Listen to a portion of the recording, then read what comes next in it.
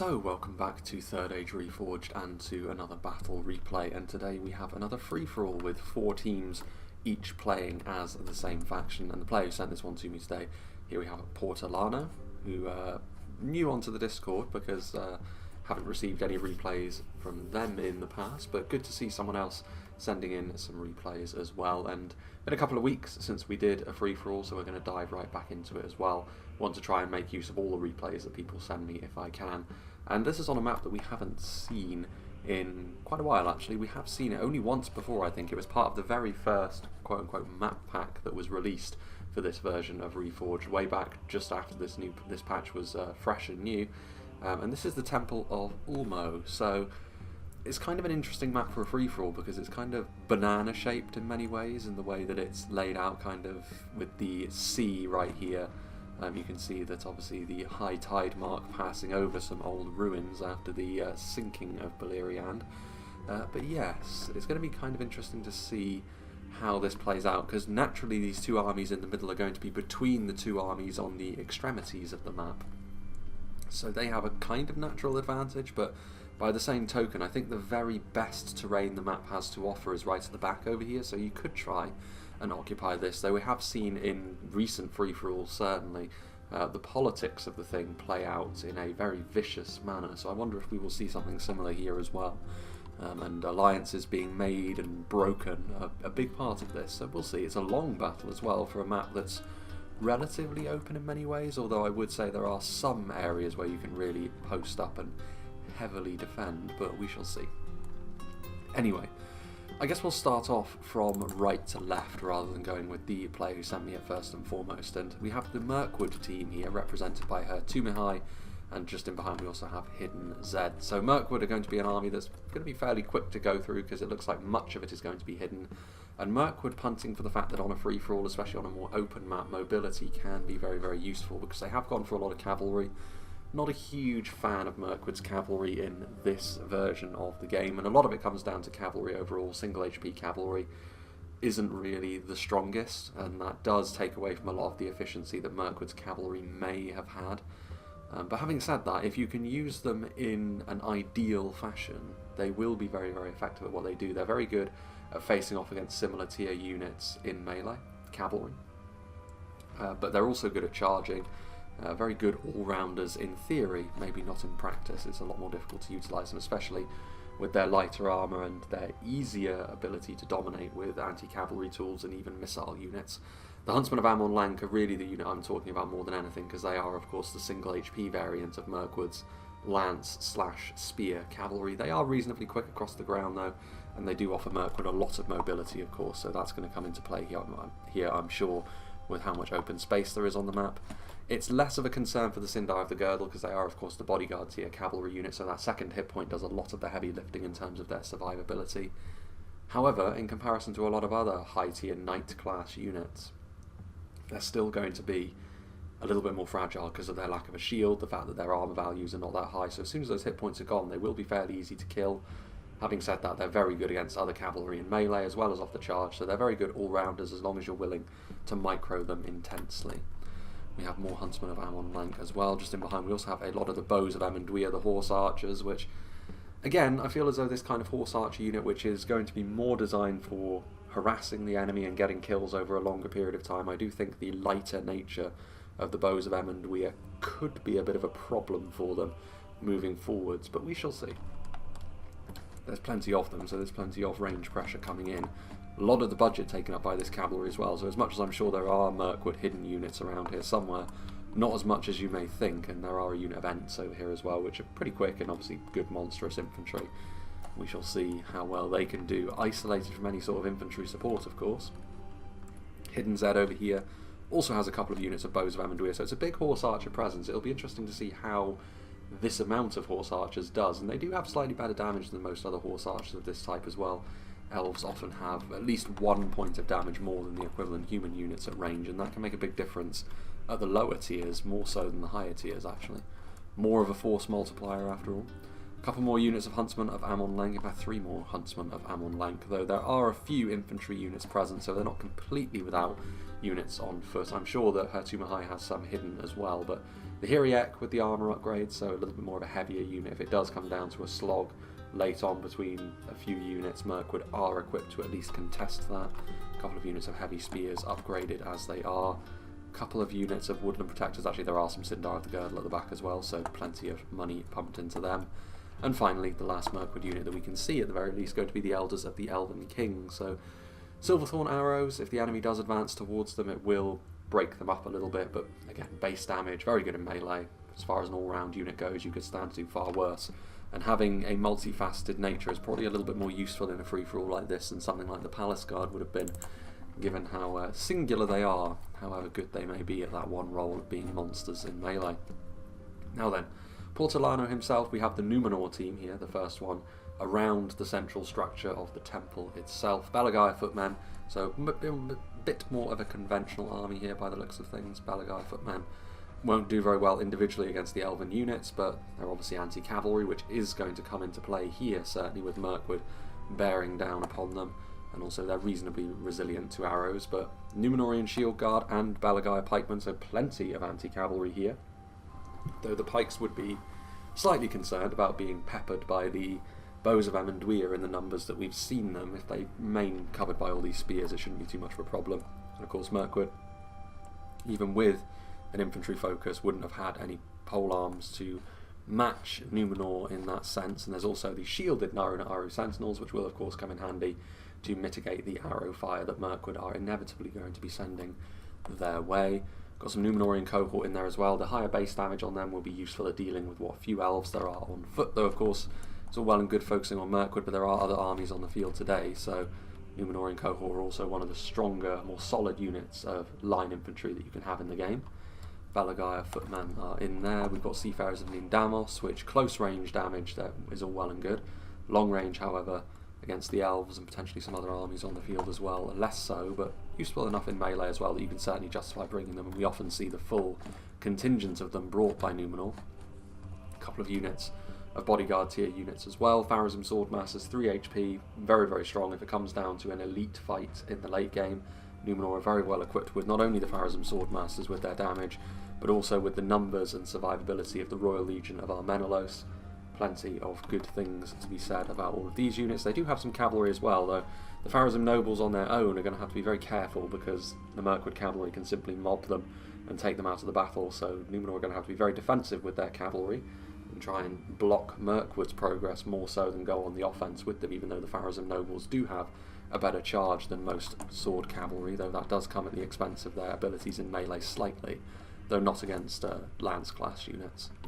Balagai archers, so they can at least contest the ranged game, though they're certainly not going to win it against Mirkwood on this occasion.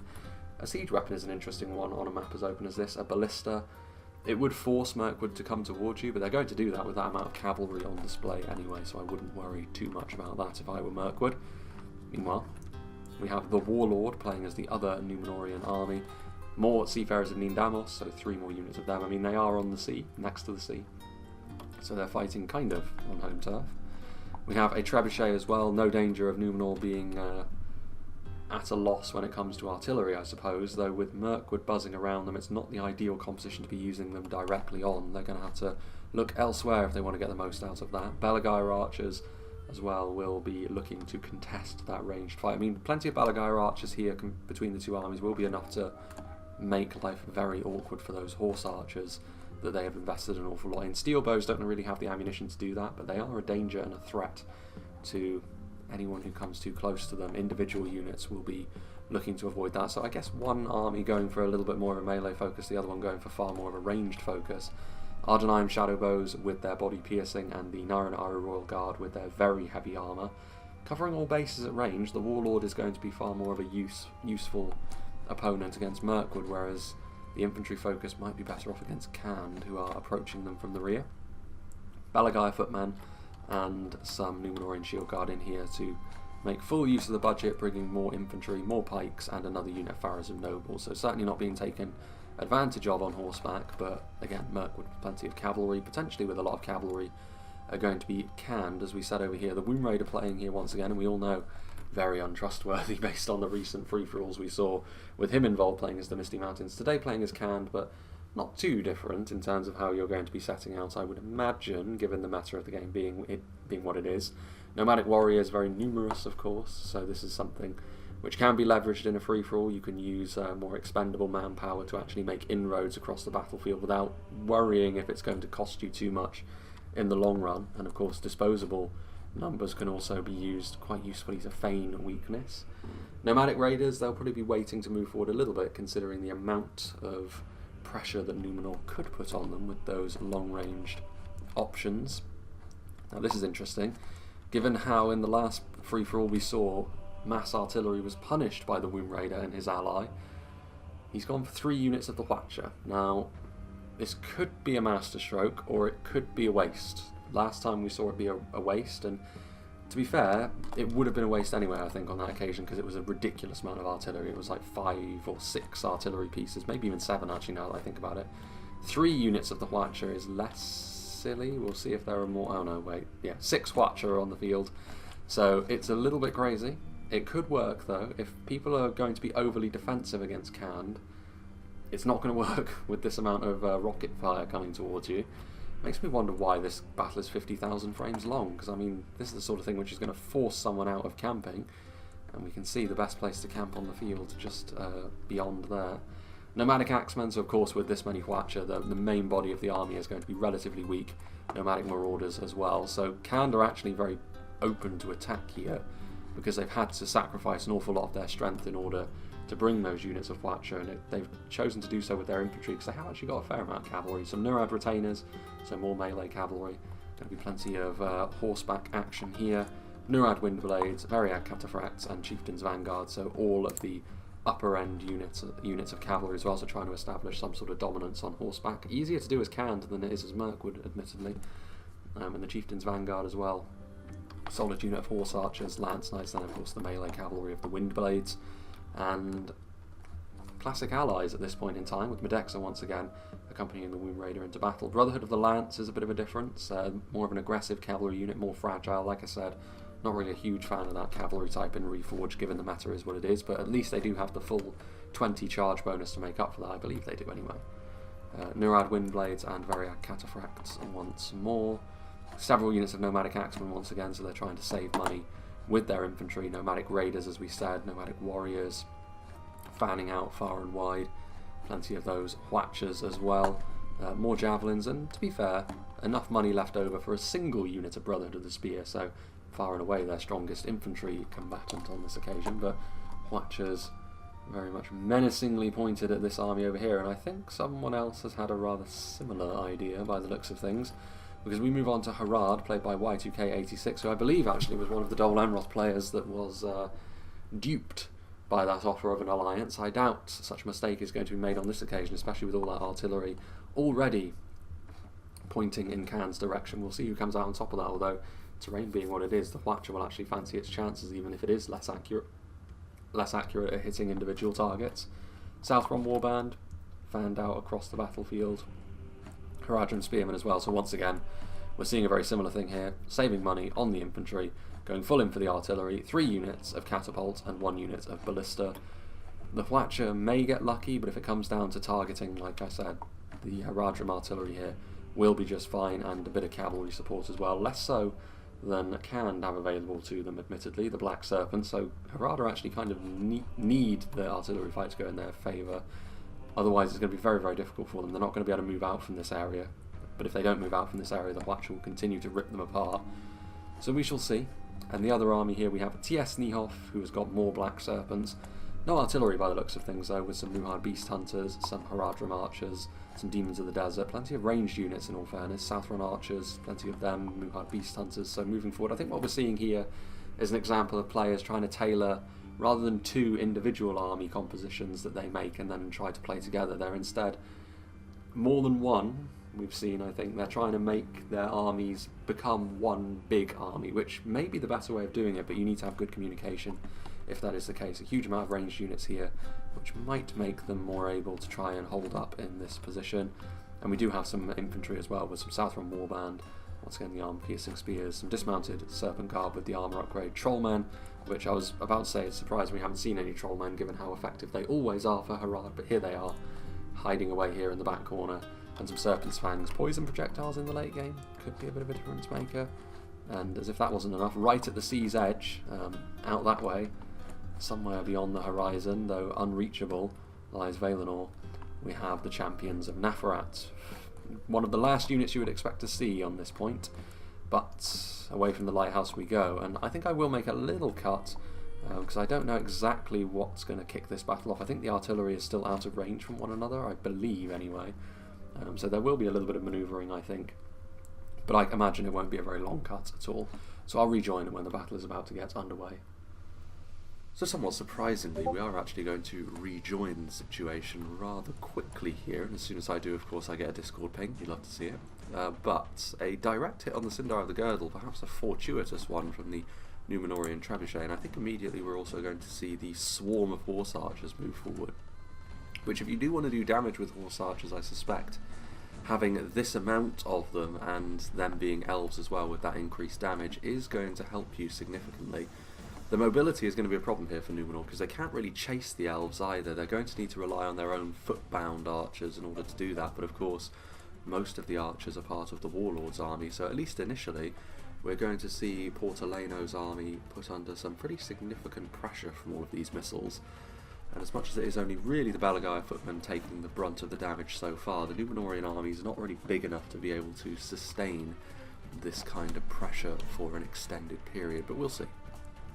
Bows of Amenduia though, very much this is the most effective way to use them, and I suspect in this version of the game, the meta being the way that it is, having that amount, or the volume of fire from that many horse archers is pretty key to making them actually damaging. Singular units of horse archers are far more easily kept at arm's length after all by missile units. It is interesting to note the trebuchet being used on cavalry as well, given how it is under normal circumstances perhaps one of the best tools for dealing with blobs of infantry.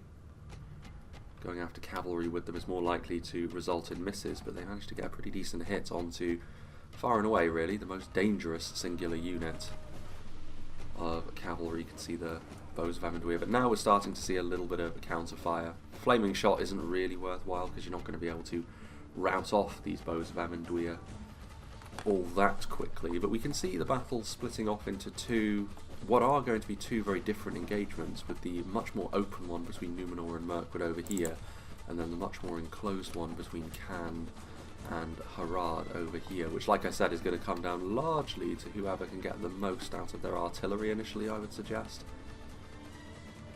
And following on from that, whoever does that is almost certainly going to get the better of the infantry engagement as well, although I'd say Harad have maybe got a little bit more margin for error actually, given the kind of units that they have at their disposal, and given the extreme reliance on the Hwacha that Can are going to have to win this battle, both the initial one and the battle as a whole. Nice little charge as well from the Black Serpents. What have we over here? Catapults opening up, so the initial volley is going to be coming forth from the Haradrim artillery. That is a lot of them, the ballista as well, so for all of that fire and fury, not a huge amount of casualties inflicted thus far, but it's going to be the Hwacha that makes the big difference. So you can see over here, looks like the charges came in from the cavalry, but you can see more and more, and this is kind of the problem that I was mentioning in the composition phases, there is an awful lot of dead mounted Mirkwood units, and that's a lot of money which goes with them. As much as Numenor have taken damage, it's the kind of attrition that they can afford more than Mirkwood can, with the funds that have been sunk into this sort of thing. And then also charging into, I mean, the vast majority of the Numenor units on display today actually do have an anti-cavalry bonus, whether it be dedicated spears, whether it be pikes, or whether it be heavier archers like this that come with a spear as their sidearm. We did mention at the start of the battle though that this is probably the best place to dig into and camp, but Mirkwood are also the least, you can see the catapult shots in the very distance, but Mirkwood are the least suited for that kind of thing at this stage. So Watcher slowly creeping forwards now. I think more of them are over there as well, but so far, still. Certainly looks impressive, but so far it's been a lot of flailing around for not a lot of return. I think Cand will be quite buoyed by this series of events. And they are now starting to reload, so the horrid camera shake that the Watcher does have a tendency to induce is going to be something that we see now as well. I have no idea why that happens. If that's something that can be removed, I should have a look through the files to maybe do that. But yeah, this is also going to be a real issue.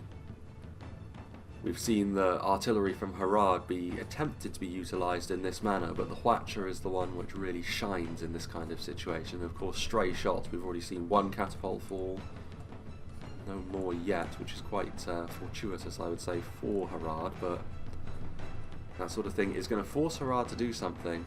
They're going to need to either try and snipe out the Watcher, but with how many there are, I'm not sure that's even viable, or be very aggressive and try and close them down in melee, which is risky because of the artillery focus that Harad themselves also have. Under most circumstances, having this many Watchers probably wouldn't work, but because the opposition faction has also gone for that much artillery, extreme aggression isn't really something Harad can get away with too easily.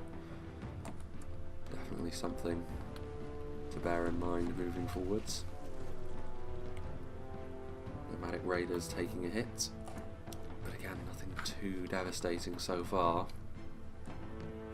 The hits from the Watcher in the distance, and yes indeed there is another one going down the other route. I think they are trying to snipe out the artillery, which is, it's not the sort of thing you can focus, of course, but that catapult completely destroyed, that one completely destroyed, so yeah, the saturation fire is going to pan out as you would expect, and Cand are going to have the better of this artillery fight. So terrible news for Harad once again. Y2K obviously on the receiving end of betrayal in the last free-for-all that we saw. This time it's a much more straight-up question of the composition, really.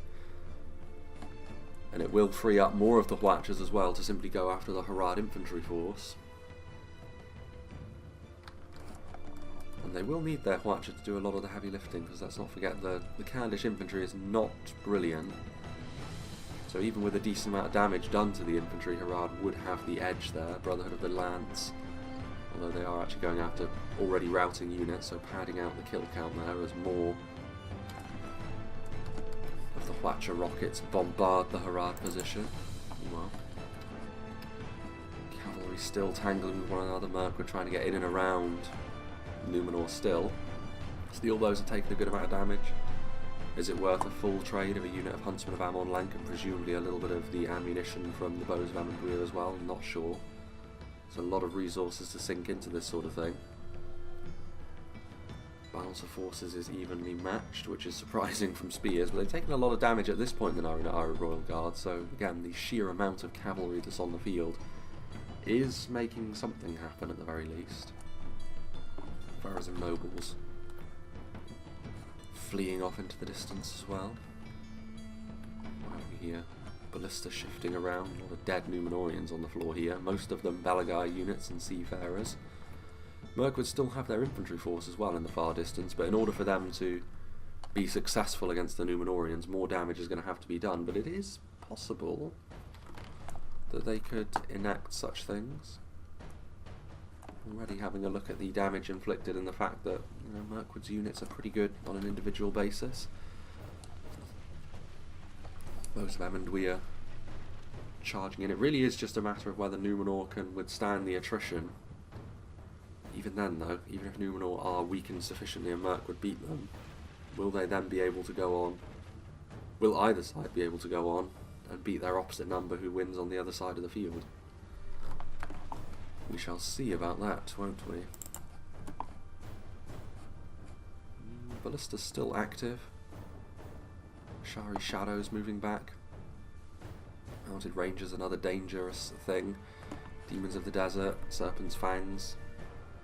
Again, individual units are not being devastated with single shots like with other artillery, but slowly but surely you can really see the problem that Harad are going to be encountering here. The amount of damage they're taking overall is pretty crippling. Nomadic warriors going forward. Chieftain's Vanguard, though, getting into a skirmish fight with the Serpent's Fangs doesn't seem to be going too well based on the numbers we can see the unit still has in the distance. Is it multiple HP or no? Horse archers are not really designed to be getting involved in straight, flat skirmish fights with heavy archers.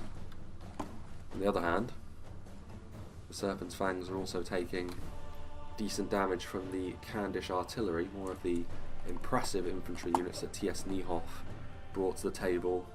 Going to be the main concern, I would say, at this point for Cand. How much ammunition do they have in that artillery as well? Is that going to be a key factor? Brotherhood of the Spear are moving forward, some reinforcements from the Candish Nomadic Axemen as well. So really the first en masse infantry engagement that we're seeing in this battle so far. Clashing together, as we see. Further back as well, Southron Warband rushing to the front line to be that blocker unit with nomadic warriors as well. But I don't know, I still don't know if Cand have got the quality that would be necessary to finish Harad off, and that may well, I mean, that would be basically the ultimate poster child for why mass artillery often doesn't work, because the cost involved with it is so substantial. But then again, Harad did so as well, so it's not quite so cut and dry. And there is of course the Candish cavalry, but as much as they have a significant cav advantage, Cand, this part of the map is probably the worst place on the Temple of Ulmo to actually be utilising cavalry in such a way. You can see the sheer amount of arrows being traded back and forth as well between both sides. Excuse me. Brotherhood of the Spear, all on their lonesome, and we did also notice the Champions of Nafarat, very, very scary unit indeed, being pushed forward. So yeah, Harad, as you would perhaps expect, are the ones that are in the ascendancy in the melee fight. Javelins being thrown as well. Just having a look at the minimap as well, it's not looking like Mirkwood and Numenor are ready to commit themselves to this kind of engagement just yet. Watcher crews being sent in, which is a sign, of course, that the artillery has run its supply dry and Cand are going to have to rely on other things. Cavalry is going to be the thing. If anything, if I were Cand, I would be very tempted to simply run my cavalry into the corner and sacrifice my infantry against Harad, do a little bit more damage to them, and then let the chips fall where they may in the late game. But we'll see. Shari Shadows firing away still with their body-piercing projectiles. The Brotherhood of the Lance, and this is the kind of engagement where the fragile nature of the Brotherhood of the Lance probably isn't helping them. There goes one of the Candish generals. Javelin fire.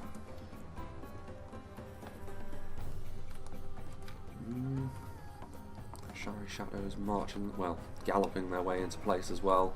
Trollmen of Harad and Dismounted Serpent Guard, the mix of them. There's a lot of Watcher crewmen and nomads for them to carve their way through, but that is something that they will be able to do, of course.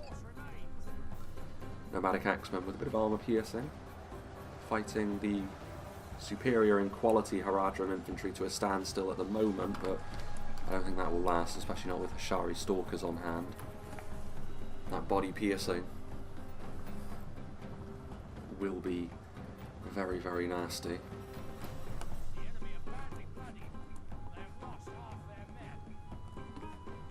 Losing half their men, is it, for Shari Shadows? All in one unit. The Windblades as well, tragic. Trying to get in behind enemy lines, but in the end biting off far more than they can chew and ended up routing with still more than a dozen left to their number, which for multiple HP cavalry is a significant amount of strength that could be brought to bear, but routed and they will ultimately be destroyed. So you can see here the dangers of mass artillery. Even in spite of the Watchers being used pretty much as well as they could be given the situation. Other than that, if they were going to do this, they maybe should have gone for the infantry focus rather than trying to go in for cavalry. And any cavalry should have been maybe held back for the late game, but they decided to try and go all in for the most part on Harad, and it hasn't ended up working out for them, you'd have to say.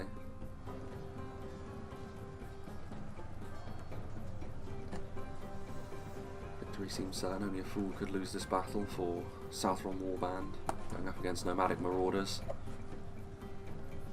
Quality very much in question.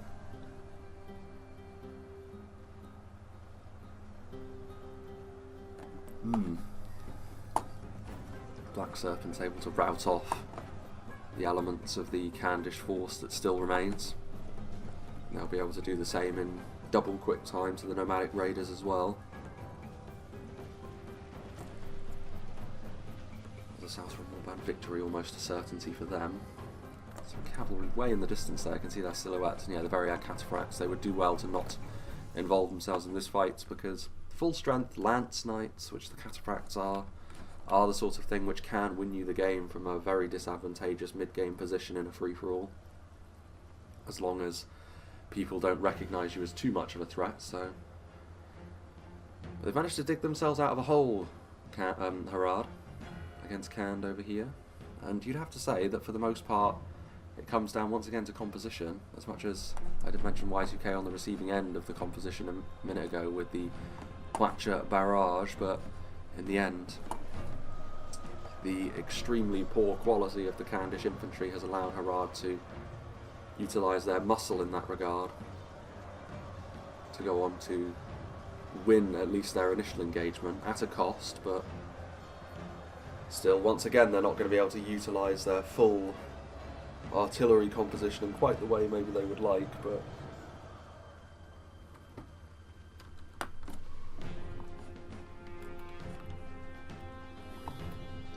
further back, Harad scurrying away.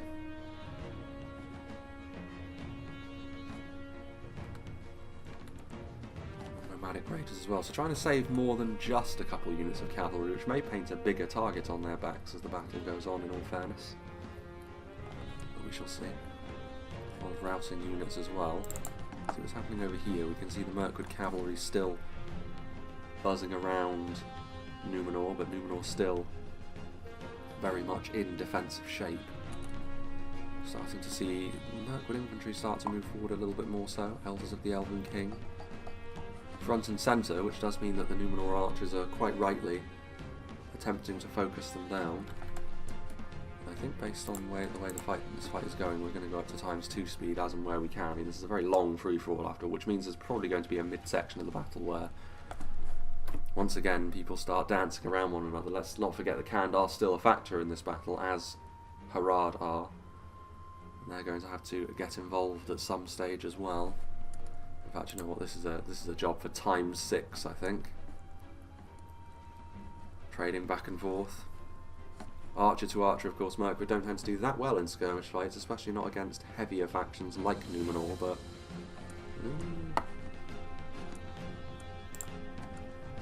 nice charge there from the Pharazim nobles getting into the Elders of the Elven King. I mean, this is the problem when you've got such a small infantry force, is when you try and position your units to not be just in a single position, they can be exposed, and it is also a sign of problems maybe for Mirkwood that Numenor are going to be able to utilise their cavalry even in spite of Mirkwood's vastly superior numbers in that regard.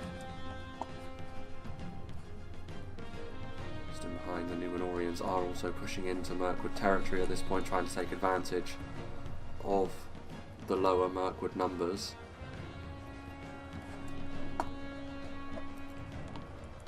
Further back in behind, the Woodland Protectors launching a few javelins.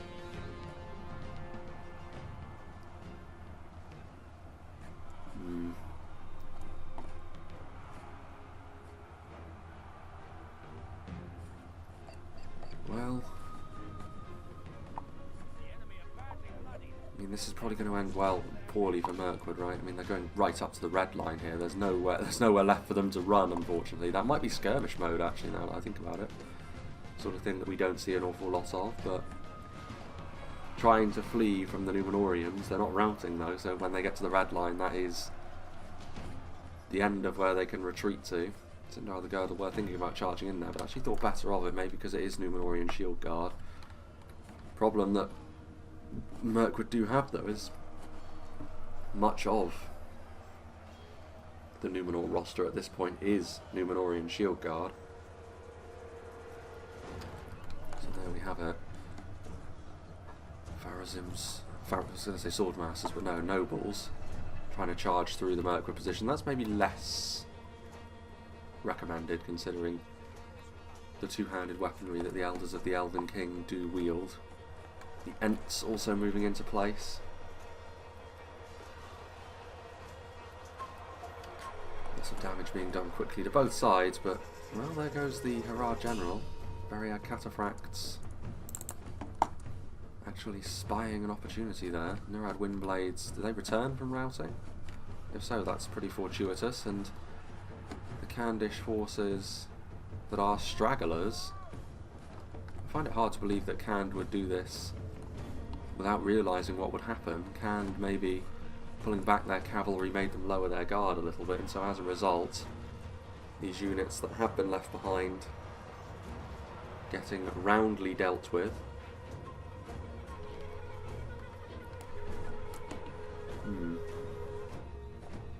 Now Harad, as a result, falling back into far more defensive shape. Over here, meanwhile,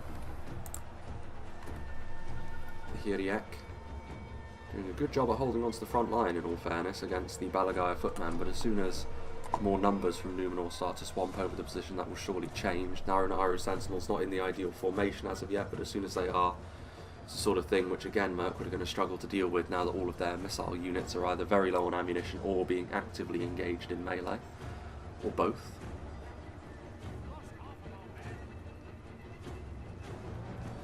Lost half of their men.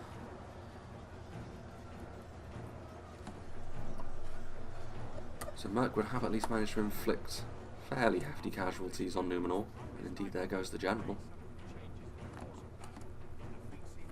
Sort of thing which can add up over time into things that even if Numenor do manage to carry forth their victory over Mirkwood here, which I would expect given the position of their units, given the compositions being what they are, Numenor more well set up for this kind of battle.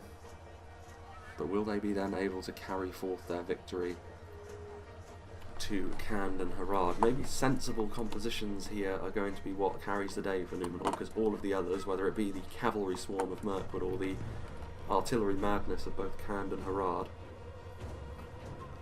Numenor with the much more cut and dry composition, and that may very well be the reason for their victory.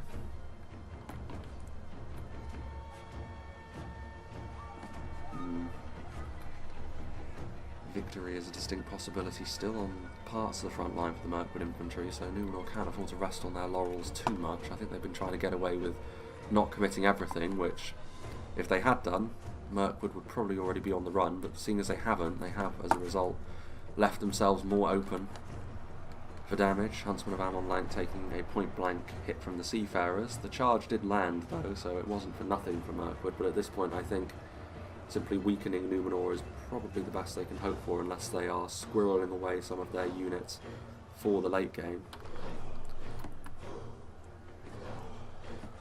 Over here, Elders of the Elven King, still defeat seems certain for them, as they get ever more disadvantageous odds foisted upon them in the melee engagement. Huntsman of Amonlank taking hits, various types of missiles, including body-piercing projectiles and armour-piercing projectiles. Even regular arrows, though, of course, as I mentioned in the composition phases, are enough to be a serious problem for the Huntsman.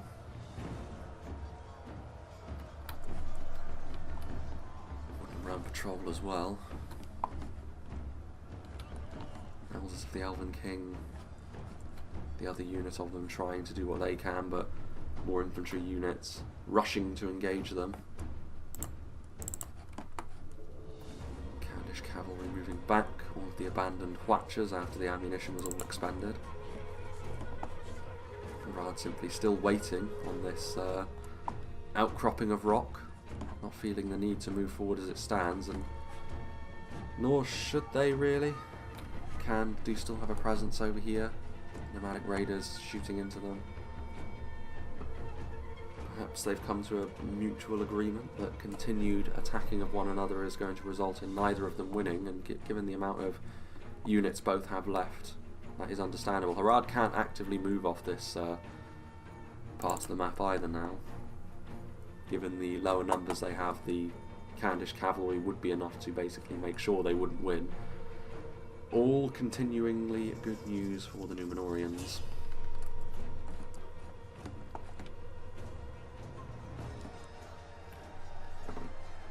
Victory seems certain, only a fool could lose this battle.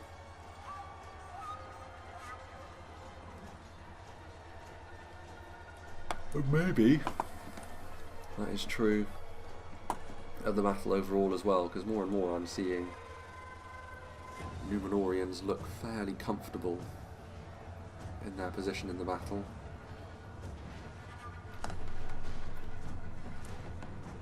Ground patrol starting to rout. Seafarers of Numenor throwing the odd projectile. The unit which retreated all the way to the red line. I mean, as soon as they do rout, they will leave the battle immediately, and they will do so as well. Numenorian Shield Guard. Simply too strong for them as melee combatants, although the numbers being what they are. Yeah, I was going to say, the Woodland Protectors should probably be winning that fight. Fairly even. They're definitely going to rout with the Seafarers of Numenor on the way over though anyway, so it doesn't matter too much.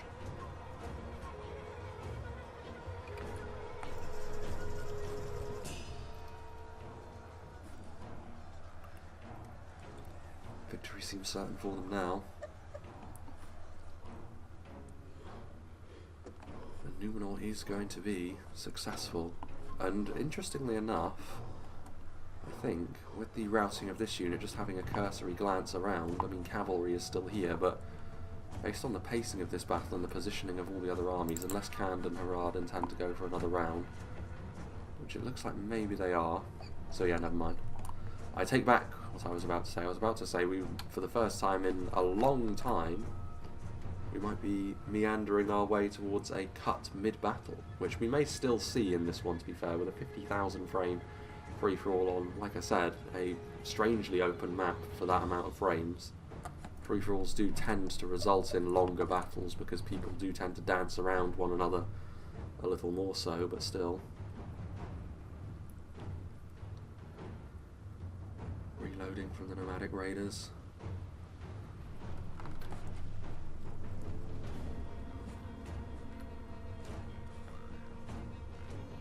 Definitely the high ground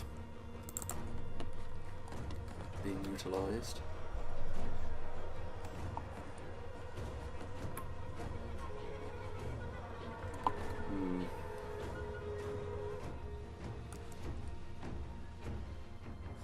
Archers firing away. I mean, the distance between the two engagements has actually gotten larger as the battle has gone on. Seafarers and Numenor still. It's weird actually that the Woodland Protectors and the like are the last ones really left standing for Mirkwood, but I guess the contenders for that particular title were relatively limited given the composition of infantry that Mirkwood did decide to bring to the field.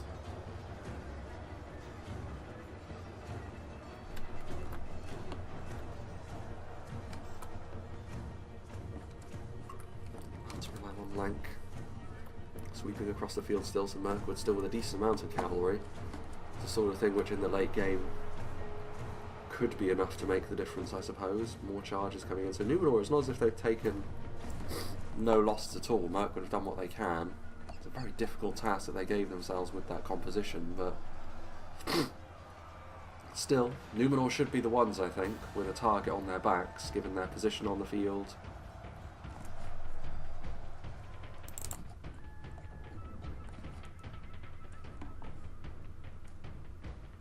Retainers now leaving, as are the nomadic raiders, so deciding not to go after Harad, as Harad now maintain their current position. Enemy general abandons his men, is it? Another charge, too good to pass up, exposed Balaguer archers. Yeah, one of the Mirkwood generals, routing under the weight of the Numenorian infantry assault.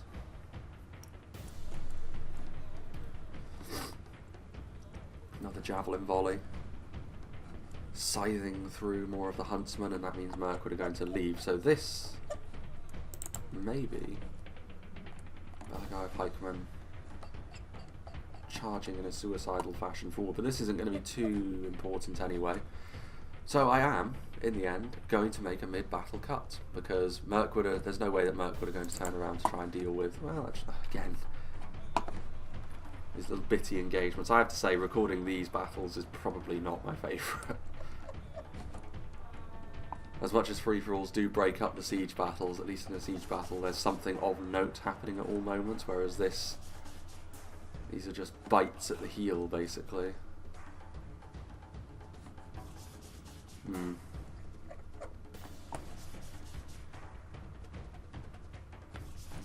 charge going from the huntsman, and Numenor have got no one but themselves to blame for this, to be honest with you. They're sending forward like individual units like this. Of course they're going to get charged into oblivion. What are they doing? Ridiculous. They are going to retreat now, though. Yeah, just in time. Okay, so yes, I will make a mid-battle cut, and we'll rejoin when the battle is something of note.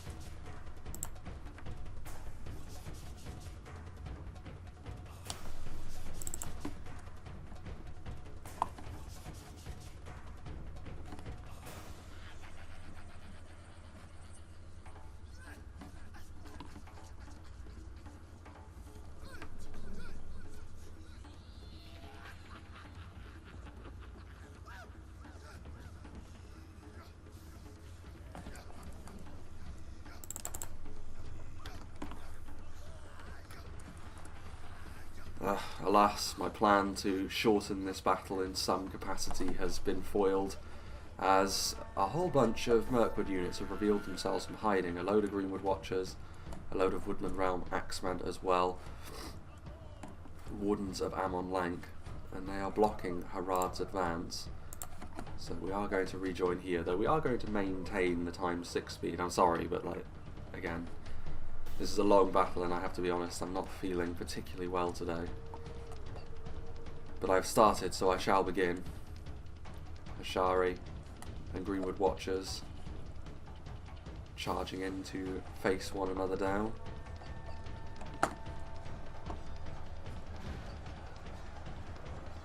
Rhun and Harad getting into melee as well. Realm Axemen lurching forwards.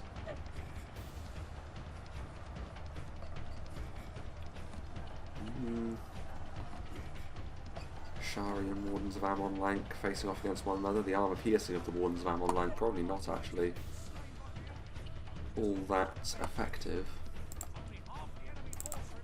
Meanwhile, the Candish cavalry starting to take bites out of Numenor, which, I mean, if Harad and Mirkwood are paying any sort of attention at all, they should not be attacking one another. Numenor still, I mean, yes, hidden units are a factor, which Numenor have the least chance of having in the back pocket, but looking at the position, looking at the pikeman, it's not looking good for the other factions on the field, I fear. Missiles coming in from the nomadic raiders. Ardenai of Shadow O's as well. Able to shoot into a fight which they are not a part of, which is ideal for them. It means that they're killing off Mirkwood elves and the Haradrim. And that is the sort of thing which will really add up come the late game. With the Realm Axemen fighting hard. Oh, there go the Demons of the Desert though. There's not many of them left, but of course individual projectiles from them still very significant. The Hashari Stalkers do rout in the face of this Mirkwood ambush there.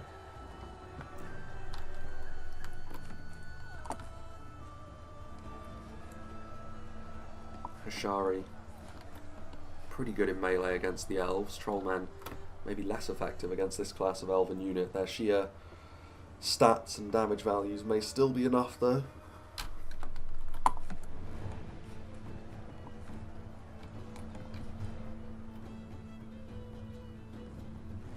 Further up here, another Mirkwood general falls.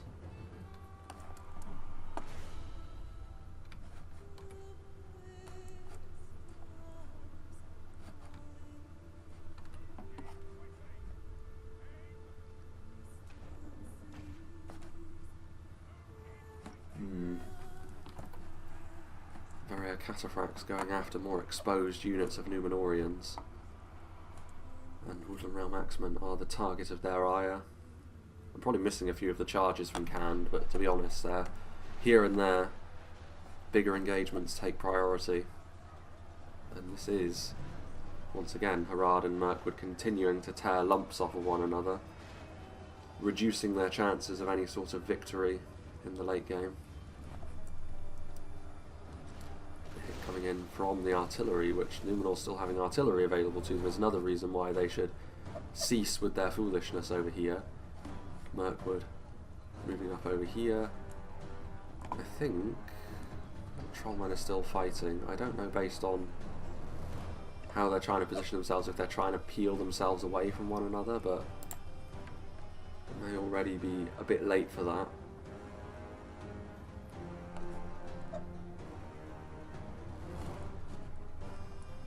Away go the very cataphracts.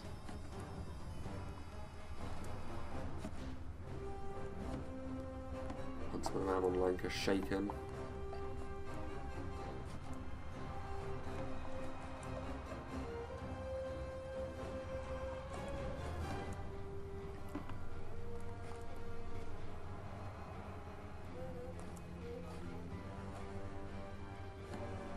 As they go riding by their own infantry units. There is actually Chieftain's Vanguard over there as well. I thought for a second that was the Harad cavalry there, but you can see that Numenor have set themselves up in a rather defensive position over here.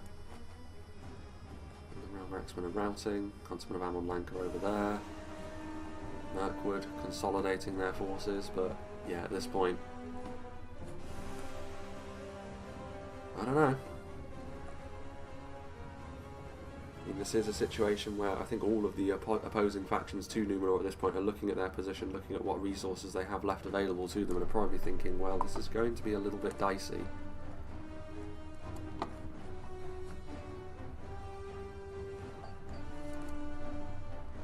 Watchers moving forward, maybe trying to soften the enemy up a little bit. The Nomadic Raiders doing much the same, although, again, I still feel as though they're engaging with one another to a certain extent, at the very least.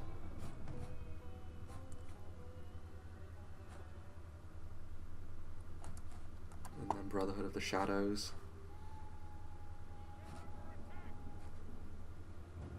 Decent level of damage there. Haradrim generals, so they're still fighting one another, in spite of everything. Is it their intent to give themselves the challenge in the late game? The Mirkwood cavalry at this point, given the tactical geometry that's being employed, I don't really feel as though there's any way for the Candish or Mirkwood cavalry to be used in a super effective way, unless they're able to do a lot of damage to the Balagaya pikemen.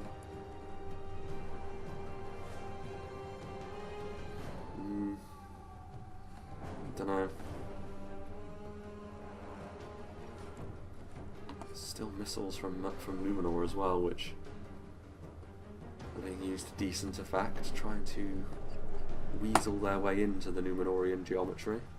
Balagaya pikemen taking the hits. Brotherhood of the Shadows. They are going to be able to worm their way in behind enemy lines, but you need to block this gap off with something, Numenor. Practically an open goal at this point for Numenor, I think, unless random hidden units unveil themselves from nowhere. Mirkwood still perhaps represent the biggest threat to Numenor's victory that this battle has to offer.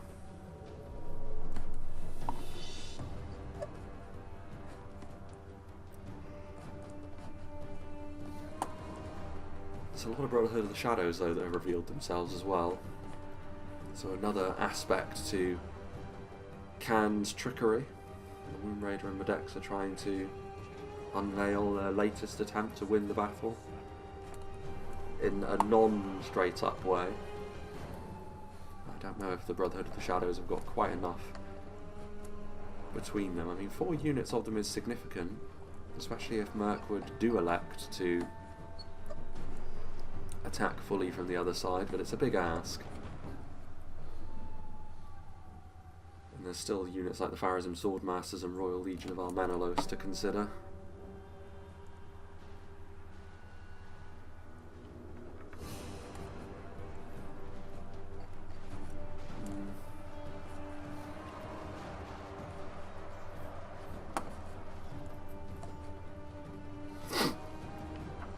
And yeah, Brotherhood of the Shadows continuing to do their thing, but Pharazim Swordmasters going to be too strong for them in melee, surely. Though Mirkwood making an appearance on the other side of the Numenorian position, maybe it isn't quite so cut and dry. And with the formation starting to collapse, the cavalry is actually going to be successful.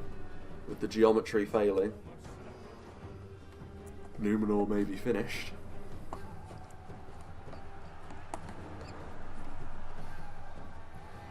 Which means, what do Cand and Mirkwood now make of one another? I don't think Harad. I think Harad really were the first ones to fall by the wayside in this battle. More throwing projectiles, actually causing the abandoned ballistae to crumble. We are in the final 10k frames now, though we're going to be rocketing through them a little bit more quickly than we would normally. Sindar of the Girdle. Still, victory seems certain for them.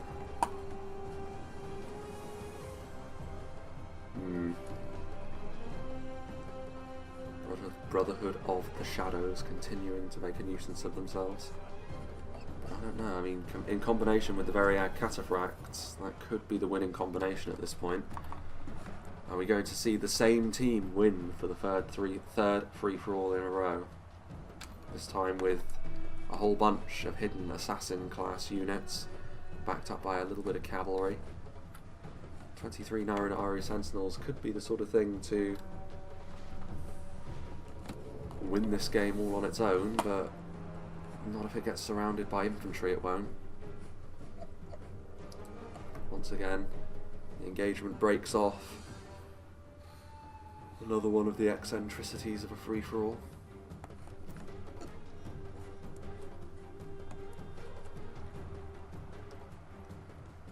Rhun and Harad Sentinels. So only one of the Numenorian armies still remains. Sindar the Girdle is still alive, which represent probably a real danger to Cand in pure melee terms with their cavalry anyway.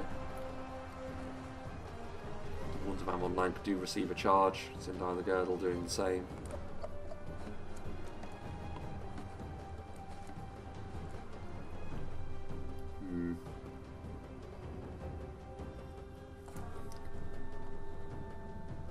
Still they sit there, menacingly. Variag Cataphracts roaming around, but Rhun and Harad Sentinels, right, in a rather savvy manner, parking themselves up against the cliff so that any cavalry has to attack them head on, and any infantry has to attack them head on as well, and there's not much infantry left on the field. It really is just cavalry at this point, and unfortunately for the opposition, maybe Numenor will win based on that alone. I feel as though this is where the battle is going to be decided. A crunching charge might be enough to prise open their formation. We will have to wait and see.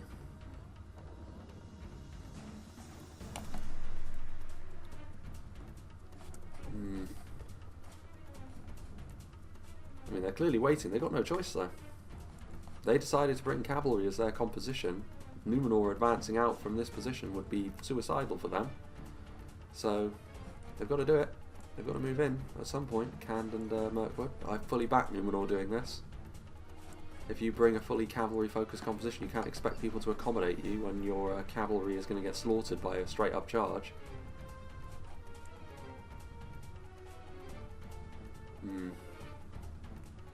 Perhaps it was always inevitable that this is how this battle would end. Very bitty battle, this. In chunks, and maybe that was always inevitable. Like I said, it's an open battle and it is over 50k frames, so I have sped through it significantly more than would be normal. In come the cavalry once again. There are some trollmen in and amongst them. Is that going to be enough? Yeah, the Numenor Sentinels may end up falling away as a result of that. Yeah, they're not going to be able to withstand charges anymore. I think it's going to be Mirkwood, so trollmen. Harad, actually. They all conspired to bring Numenor down in the end, which is not too surprising, but it's going to be Mirkwood. Mirkwood are the ones. Unless that one trollman can rout off all these units, which is not going to happen. But yes, Mirkwood, the victors. Weird battle this. It was very back and forth. I thought Numenor would win in the mid-game, but didn't end up working out that way. Let's see what did the damage for them, however.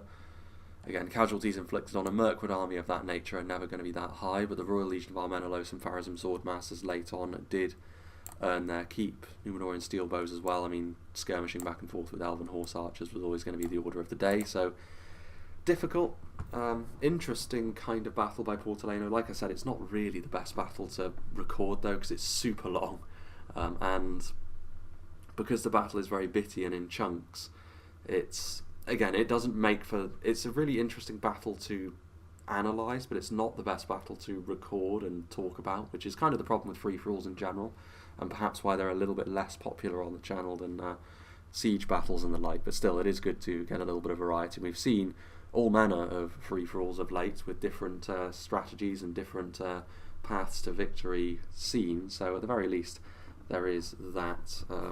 So yeah, big thank you to Portaleno for sending this one in. Again, like I said, maybe a little bit more difficult for me to record, and like I said, I'm really not feeling all that well today, so maybe I should have picked a different replay to do rather than the gargantuan free-for-all, because maybe I didn't do it full justice by my commentary today, but yeah, it is what it is. Like, I've got to, at the weekend I've got to record, otherwise I'm going to fall behind.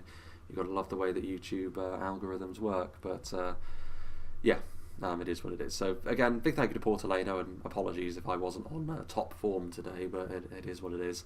And big thanks to all the players as well for being a part of this battle replay. I think, as of now, I don't actually know what's coming next, because this is once again the end of my backlog. I do have another replay to do, but that one will fall before this one in the upload schedule. It's a Elves versus Dwarf Siege on the Witch King's Sanctum, so that one will be the battle very previous to this one. Going forward, I don't know, because like I said, I'm trying to keep to the situation now where I'm doing replays as they come in, because I've managed to completely catch up on my backlog, and I'd like to keep it that way if at all possible. But yeah, big thanks to all the players once again. I hope you enjoyed this for what it was, and I hope you'll join me for whatever is next.